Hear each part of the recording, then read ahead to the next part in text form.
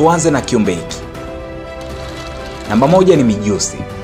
Ndugu mtazamaji, endapo nyumbani kwako kuna jitokezaga mijusi, basi kuwa makini, maana viumbe hivi mara nyingi hutumiwa kutafuta taarifa za ndani za mlengwa.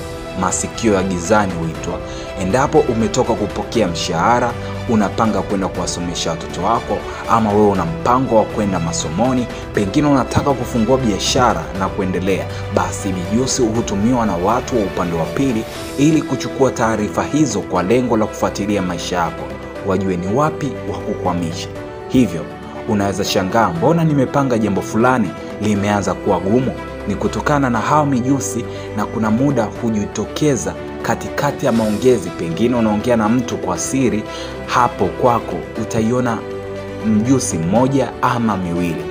Ukianza kuona mijusi ya rangi tofauti, ujue wewe umefikia hali mbaya. Kiumbe cha pili ni paka. Kuna imani zipo kwa watu juu ya paka kuwa wanatumiwa na watu wa upande wa pili. Ila paka ni vazi linalotumiwa na watu wa upande wa pili. Ni kweli kabisa, paka ana uwezo wa kujua nini unachokiwaza, na anaona roho yako ikiwa unapitia hali fulani, basi paka wana uwezo wa kujua hilo. Sio kila paka unayemwona ukadhani ni paka wa kawaida.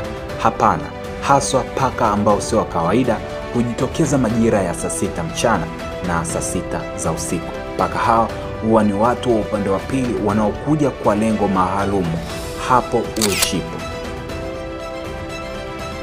Ni panya.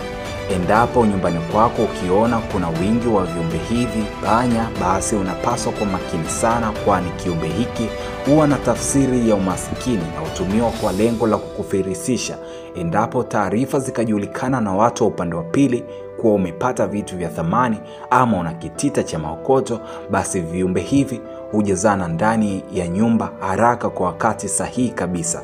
Usipokuwa makini, utaanza kuona vitu vinapotea kiajabu na usijue nini chanzo, na venye uwezo wa kutafunika vitaanza kutafuna ukutwe vipande vidogo kama chenga. Usimtafute mwizi ikiwa unaishi na viumbe hivi ndani. Kuna muda wanasababisha malumbano ndani ya nyumba, mkizozana nani ameiba, bila kujua viumbe hivi huja makusudi kuleta mzozo na pia kukufirisi. Viumbe vingine ni hivi: mende na kunguni. Ni kawaida kuwaona viumbe hivi ndani ya nyumba, na unaweza kusema ni kawaida, ila kiupande wa pili wana maana kubwa. Kuwa makini sana wanapokuwa ndani ya nyumba yako, kwani ishara za uwepo wa viumbe hivi ni kukudunisha ama kukukosesha raha. Usifurahi ukiwa nyumbani kwako, huleta kero na karaha ndogo. Hivyo usikubali uwepo wa viumbe hivi.